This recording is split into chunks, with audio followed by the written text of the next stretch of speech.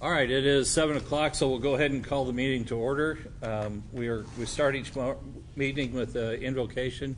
We're going to have a moment of silence in lieu of the invocation, followed by a pledge of allegiance led by Dave Hammond.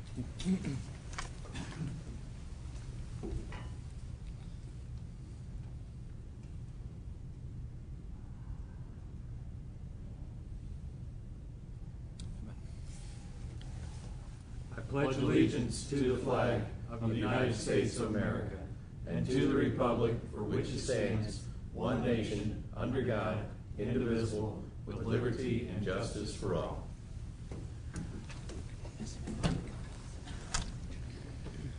Okay, we'll have a roll call, please. Councilmember Joe Cronin, Councilmember Joe Brazel, Councilmember Mike Elam. Here. Councilmember Mike Klinghammer. Here. Councilmember Dave Hammond. Here. Councilmember Terry Hollander. Here. Councilmember John White. He's here somewhere. Okay.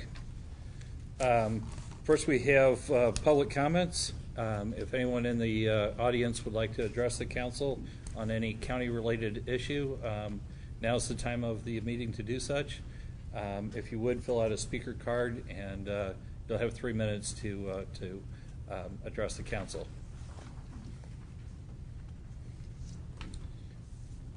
Mr. Dienoff?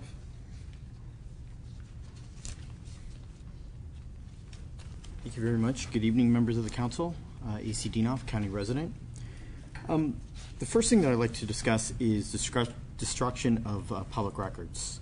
I know that there's a request made by certain offices to destroy historical data, in my opinion, which would be newspaper articles, general correspondence from the county council, the county executive, county councilor's office, affidavits of county executives, audit reports, etc.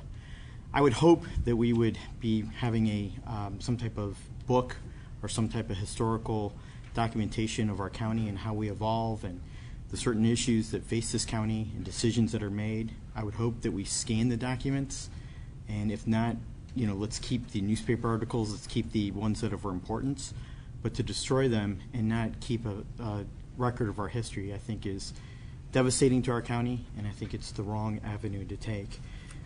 That's in a memo, and I had made a request about an hour ago to the county clerk's or the county council office to view some of these records because I think they're very important, especially before they get destroyed.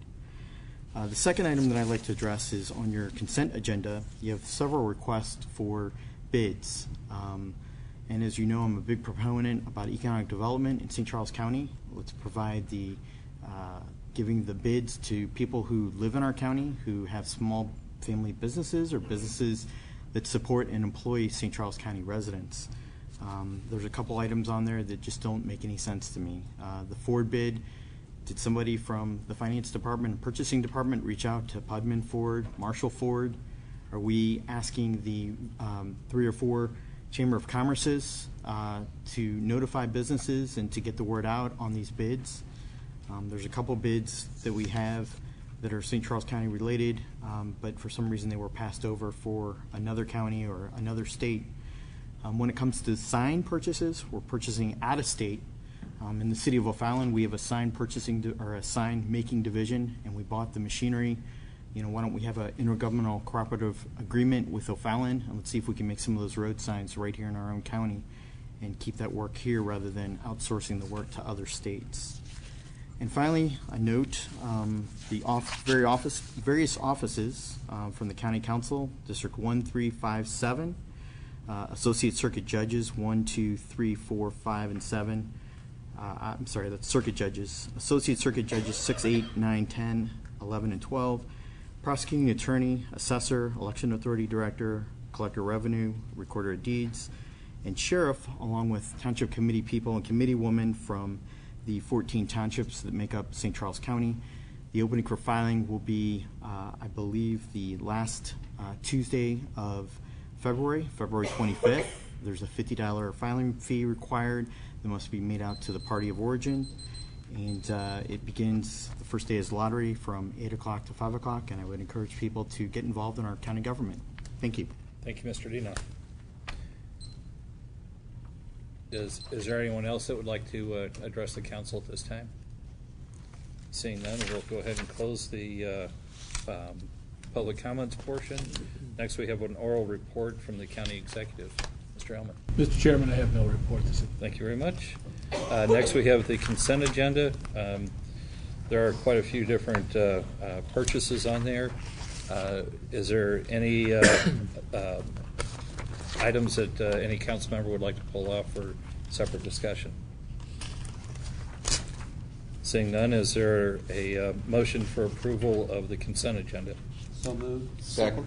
Okay. Motion been made and second. I keep forgetting, do we need a roll call vote on consent agenda? No? Okay. All in favor say aye. Aye. Opposed say nay. The ayes have it. Then we have bills for introduction.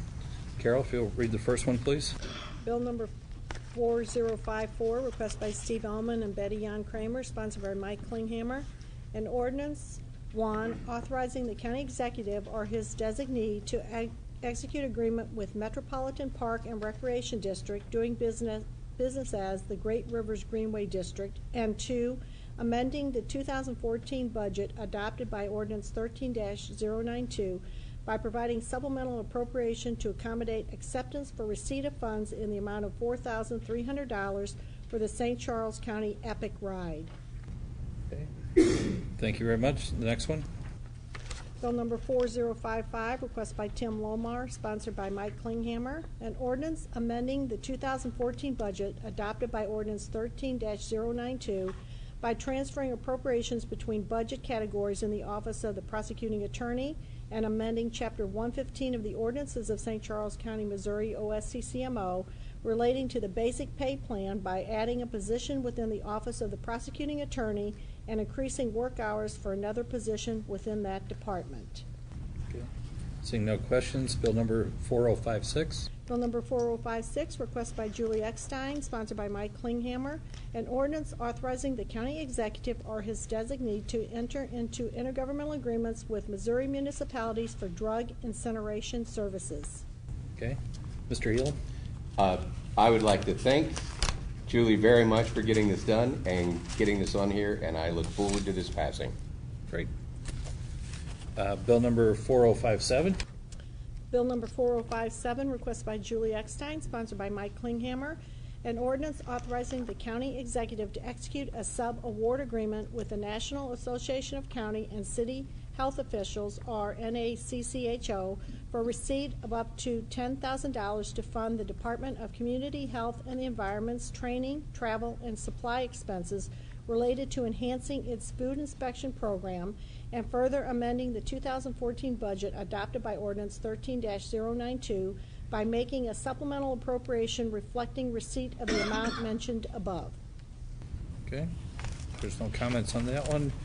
Bill number 4058. Bill number 4058, request by Steve Elman, sponsored by Mike Klinghammer, an ordinance authorizing execution of an agreement with the Industrial Development Authority of St. Charles County doing business as the Economic Development Council of St. Charles County, EDC, for the EDC to provide $50,000 of services for marketing, training, and education and technical assistance to businesses seeking financing from financial institutions. Okay. There's no comments. Yes. If I could ask, in times past, we've had occasionally representatives from the EDC attend council meetings to give an update as to activities that took place the prior year. Would the council like to see that? Yes, we would. If you'll set that up for us, we appreciate it, Mr. Paymer. There is no activity on the tabled bills. Is there any announcements? Seeing none, I will entertain a motion for adjournment. So moved. Motion. Motion's been made and second. All in favor say aye. Aye.